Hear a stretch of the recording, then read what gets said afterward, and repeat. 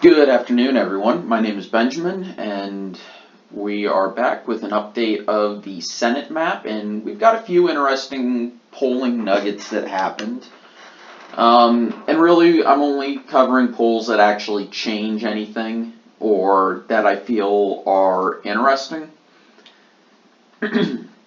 So, Florida, we've got some more July polling information, or have July polling information for Florida. We have one that covers the first couple of days in July that had Rick Scott in the lead, and a poll that has Bill Nelson in the lead from mid-July, the first part of mid-July. And that one has Bill Nelson ahead, with a few undecideds. Now, they haven't had the primary just yet, have they? Yeah, they have not had the primary just yet, so that can change things, but the way I'm going to do that is I'm also going to take into account the fact that there is slightly low presidential approval rating, or not low, it's hovering around in the low 40%, around 42 to 43-ish, 44 maybe. So low to mid 40%, and the Democrats have about an 8% advantage in the generic ballot, which I'm going to use that as well as that poll to say that I'm going to flip Florida to lean towards Bill Nelson, ever so slightly. And if we see more polling information showing Rick Scott ahead, we're gonna, of course, flip it back to him, because Florida is one of the closest states, and every election there should be close. And I have the lowest confidence of any race in Florida, just because it's Florida.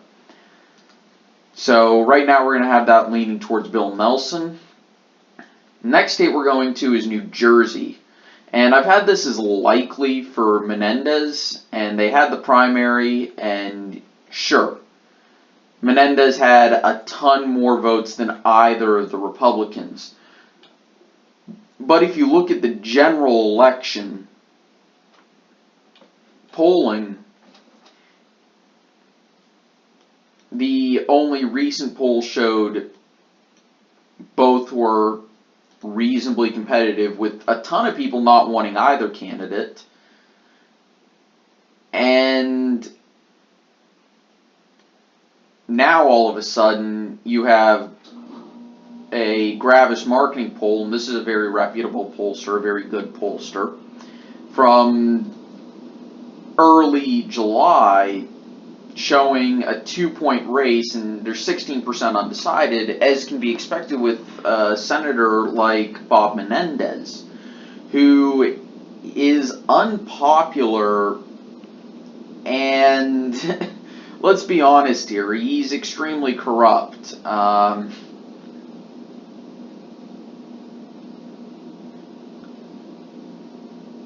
So it shouldn't be expected, and not only that, but Bob Eugen, I think that's how you say his name. I don't want to say Hugen or Huggin, or I think it's pronounced Eugen. He has more cash on hand, and if he can get the message across that Menendez may agree with the state as a whole, but he's a bad senator because of corruption and shouldn't be fit to serve no matter what his ideals are. Essentially play the same card Doug Jones did in a similar vein that Doug Jones played in Alabama in attacking Roy Moore. The only difficulty is that Menendez is an incumbent, whereas Roy Moore wasn't. And also, corruption is not, being a pedophile like Roy Moore. There's a massive difference in the level of scumbaggery. So it's going to be a little bit harder for Bob Eugen to beat Bob Menendez, the race of the Bobs, Bob squared.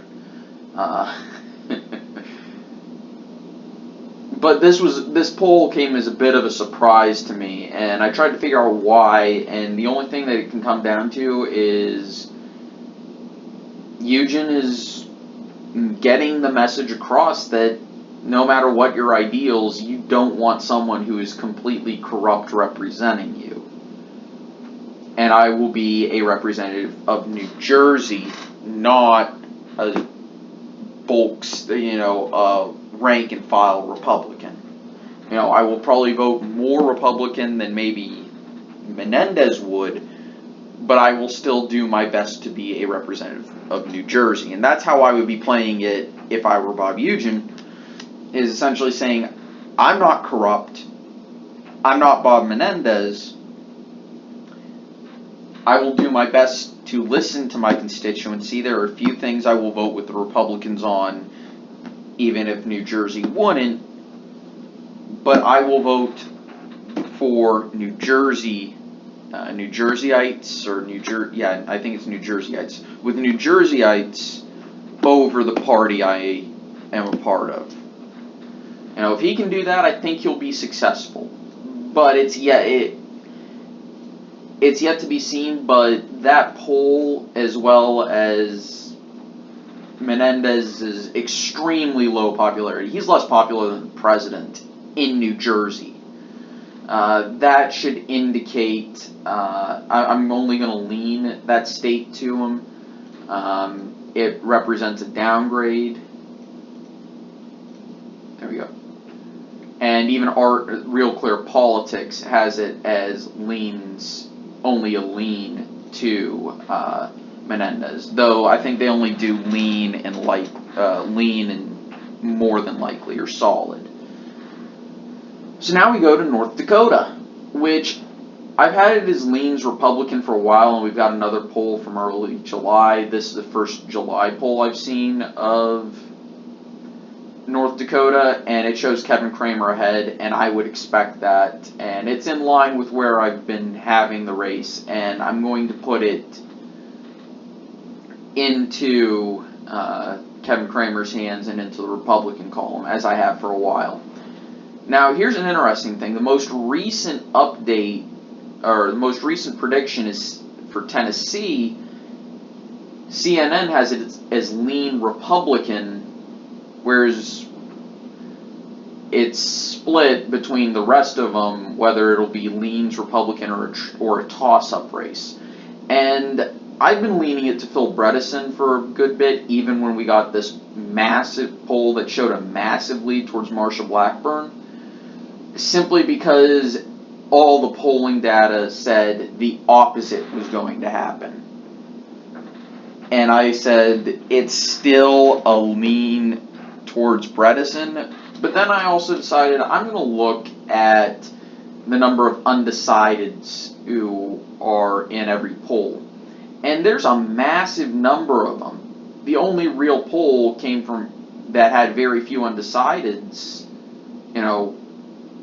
I'll say under 5%. Before that one showed a 1-point race in the upper 40s.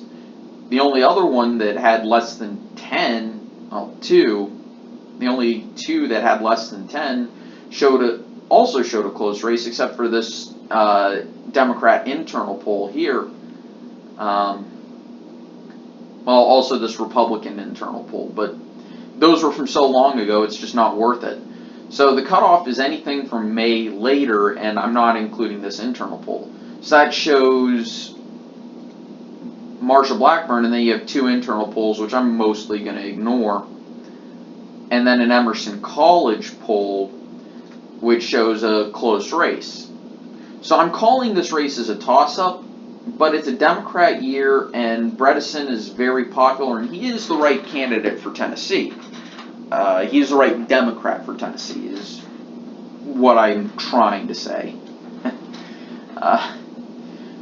And I think he will pick up the seat as of today, But I want to wait till the primaries and we get some polling past the primaries. Because I wouldn't be shocked to see this go in Marsha Blackburn's favor after the primaries, when Republican support kind of coalesces.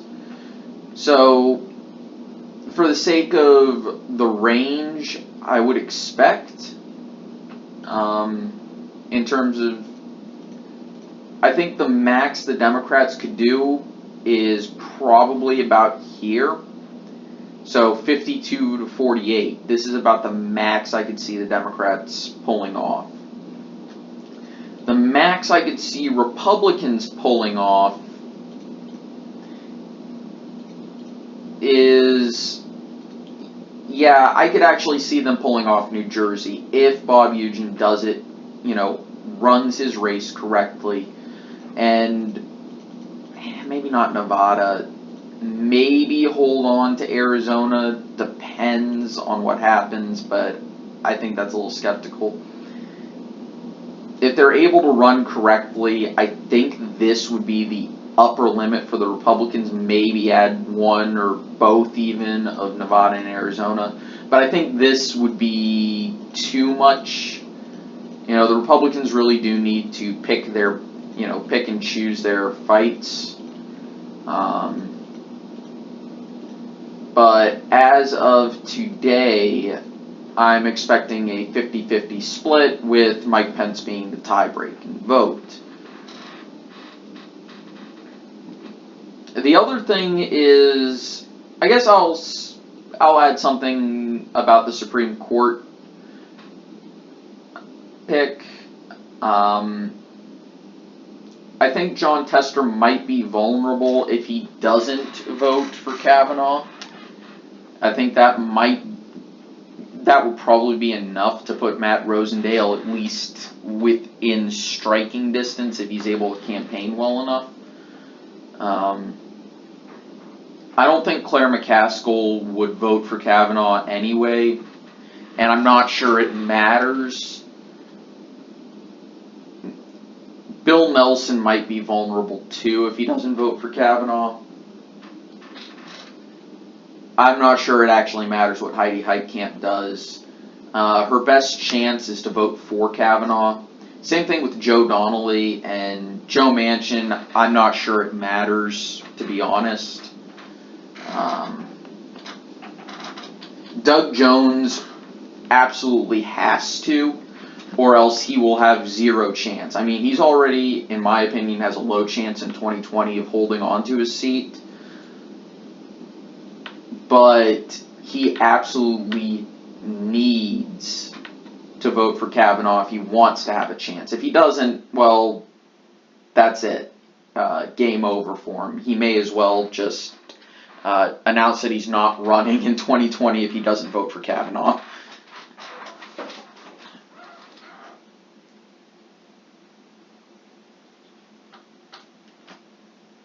So, this is what I would expect the Senate map to look like as of today, with a lot of states that are actually split.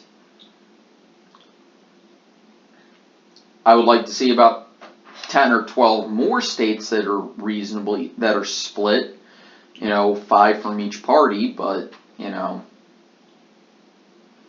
I don't think that'll happen anytime soon. Anyway, thank you guys for watching. Hope you enjoyed. I'll see you guys next time, and take it easy. Bye.